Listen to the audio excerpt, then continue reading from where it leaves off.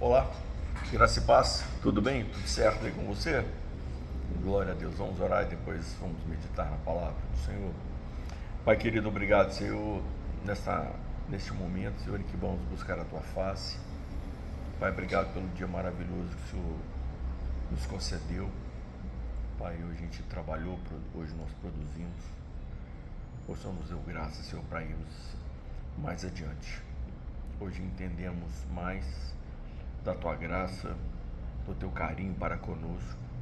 Hoje foi dia em que o Senhor nos sensibilizou quanto à Tua presença. Pai maravilhoso, nós vamos abrir a Tua palavra, mas eu gostaria de perguntar ao Senhor uma coisa: como é que nós vamos falar das coisas do Teu coração se o Senhor não dizê-las para nós? Como é que nós vamos conhecer o Teu coração se o Senhor não abrir o Seu coração para nós? Como é que nós vamos falar da Tua palavra se o Senhor não nos falar primeiro? Sim, Pai querido, e é verdade. As constatações da nossa vida, do nosso relacionamento contigo, é que Tu tens aberto o Teu coração para nós. Teu coração sempre aberto para nos receber, graças a Deus. E para nos comunicar as Tuas verdades. Senhor, o Senhor sempre disposto a nos abençoar, porque a Tua palavra, Senhor, ela é consoladora, ajudadora, pacificadora. Graças a Deus pela Tua palavra, pela Tua vida. Então fala conosco mais uma vez. É como lhe peço, em nome de Jesus. Amém? Querido, hoje a palavra que nós vamos meditar sobre ela está em Hebreus, no capítulo 13, Hebreus 13, e diz assim, a partir do verso 1: o amor fraternal seja contínuo. Não vos esqueçais da hospitalidade, pois, fazendo isso, mesmo sem saber, alguns hospedaram anjos. Lembrai-vos dos presos, como se estivesseis presos junto com eles, e dos maltratados, como se vós mesmos também estivesseis sendo maltratados. Essa palavra aos Hebreus aqui, nós não podemos desconsiderar o contexto dela. Qual era o contexto da igreja primitiva? Qual que era o contexto da igreja depois aí da morte do Senhor, né? Talvez a igreja aí com 25, 30 anos de existência. O que estava acontecendo naquele mundo de então? Nós sabemos pelas cartas do apóstolo Paulo que o que estava ocorrendo ali é que a igreja estava sendo perseguida. Ela começa muito bem, todos muito animados. A igreja começa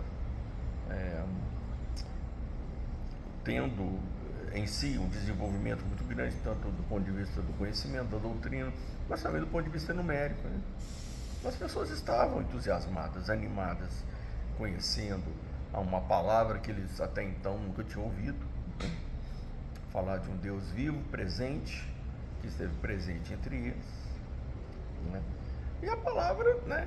A palavra é o próprio Deus, né? O verbo se fez carne, né? É a palavra, quer dizer, a própria palavra do Senhor, ela é a autoridade em si, é um poder intrínseco, divino em si. A palavra do Senhor, onde é que ela cai, ela vai dar frutos, né? E sabemos muito bem que quem a considera, quem a respeita, quem tem temor pelo Senhor, a palavra ela vai fazer o efeito que ela cujo propósito o Senhor a enviou. E o que a gente tem experimentado dessa palavra que o Senhor nos tem dado? Foi paz, alegria, graças a Deus por isso, né? Você certamente é da nossa experiência que a gente chega na casa de Deus muitas vezes atribulado, preocupado, chega triste. Quantas pessoas aí passando por um problemão na vida, né? Mas chega na casa de Deus ali, recebe consolo, ajuda, o Senhor fala com ele e ele sai animado, graças a Deus por isso, não é mesmo? E mesmo aqueles que não estão passando por um problema maior na vida, mas chega ali, recebe mais conhecimento de Deus, poxa, olha, eu não tinha pensado nisso, não é? Enfim, são múltiplas experiências que nós temos quando nós estamos em comunhão com o Senhor. E aqui na carta aos Hebreus, reflete uma verdade, é que nós devemos permanecer no amor. Em diversas ocasiões da palavra, nós recebemos essa advertência de permanecer, seja na fé, seja no amor, permanecer dando os bons frutos, né? Então, a primeira fase mais crítica, digamos assim, da nossa vida, a gente já resolveu, que era as virtudes. A primeira virtude que recebemos de Deus é a presença do Espírito Santo em nós. Ninguém há que se preocupar. Aqueles que aceitaram Jesus, que têm comunhão com o Senhor Deus, não precisa se preocupar, o Espírito está dentro de você, o Espírito está dentro de nós. Mas a questão é permanecer nele. Lembra, querido, não é simplesmente, às vezes a gente ora assim, Senhor, me dá paciência, graças a Deus. Essa virtude é muito necessária. Senhor, me dá isso, me dá aquilo, Senhor, preciso ser mais longânimo, né? Preciso ser pessoa diferente, glória a Deus, é isso mesmo. Esta oração está correta. Mas à medida que a gente vai alcançando do Senhor as virtudes, nós agora precisamos perseverar nela. Perseverança é um negócio, querido, olha, é muito difícil, né? Convenhamos, muito difícil. Haja visto que a nova fase da igreja, digamos assim, que ela está experimentando, não que seja exatamente uma novidade para o mundo eclesiástico, né? Porque a falta de perseverança, a desistência do caminho, isso sempre ocorreu na história da igreja, não é mesmo? E naquele tempo, quando foi escrita esta palavra, perseverar, permanecer no amor fraternal, é que as pessoas estavam desistindo. Nós não podemos esquecer, querido, dos sofrimentos, das perseguições. Ora, convenhamos, você ter uma fé que lhe é prometido, muitas coisas, e você vivendo algo diferente daquilo que você esperava, das suas expectativas, da nossa expectativa, realmente, que perseverar nesse contexto é um negócio muito difícil. Mas o apóstolo aqui, o escritor aqui da carta de Hebreus, ele diz assim: perseverar no amor, permanece no amor. Por que, querido? Apesar de ser difícil, mas não é impossível. É algo que nós temos que colocar adiante de nós. Eu já adquiri, eu já conquistei, agora eu preciso permanecer. E aqui ele fala de permanecer no amor. Mas se você olhar direitinho para a vida, é permanecer não tão de outras coisas, né? Que aqui ele começa a estudar, permanece, para poder concluir, né? Aquele que inicia a construção de uma casa tem que permanecer para poder o quê? Concluir aquela obra. Porque se a gente começa alguma coisa e deixa para lá, a gente nunca vai ter nada. Aquele tantão de coisa inacabada aí pela nossa frente, né? Mas a palavra nos diz permanecer, perseverar. Já que o nosso assunto aqui é coisas relacionadas, ao Senhor e à sua obra, então devemos aqui permanecer no amor. Ter aquela disposição, querido, de continuar nessas coisas, nem sempre existem de acordo com o nosso gosto. Não sei se você já percebeu isso, né? É claro que já, né? Nós sabemos que as coisas nem sempre saem.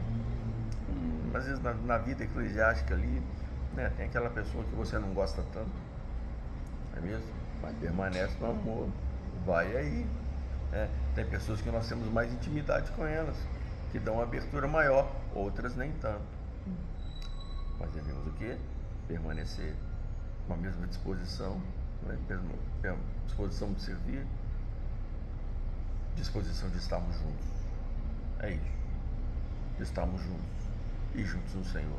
Quem não persevera nas coisas do Senhor, na obra, no ministério, no chamado, ele não vai perseverar também na comunhão, né? Vai viver de lembrança, vai viver de memória, vai viver de história passada.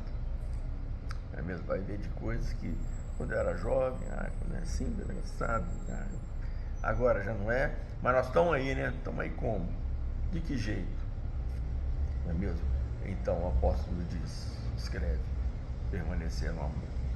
Depois ele diz, sofrer com os que sofrem, com aqueles, sofrer como se estivesse preso, como aqueles que presos estão. Mas que tipo de preso é esse que está falando aqui, querido? Os irmãos estavam presos, sendo perseguidos por causa do evangelho. Paulo, quantas vezes preso? Timóteo, Silas, presos, Pedro, presos. Então, ser solidário com eles, orar por eles.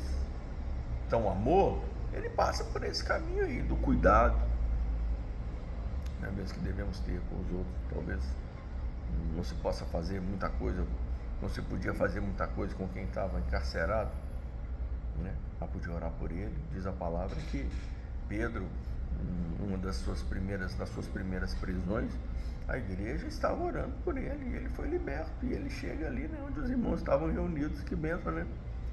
O apóstolo Pedro sair da cadeia e ter para onde ir, né? Saber que tinha gente ali orando. Imagina, né? Pessoa na obra, batalhando pela obra, né? Sai da cadeia e não tem lugar para onde ir. A gente nem precisa ser preso, não, né? Outras pessoas que não tem para onde ir, não tem para onde ir. Não, o que isso quer dizer? Que não pode contar com o apoio, não pode contar com o apoio de um telefonema, não pode contar com o apoio de uma oração, não pode contar.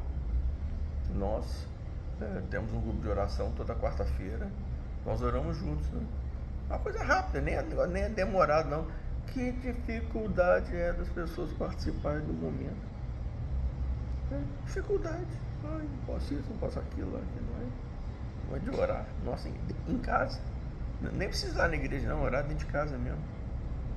Dificuldades. Então, essas coisas que nós vamos, né, obstaculando na nossa vida, esses empecilhos que nós vamos permitindo que eles cresçam diante de nós, essa falta de esforço, né, de boa vontade, muitas vezes, de realizar, de estarmos juntos, né? Falta muitas vezes aquele compromisso mais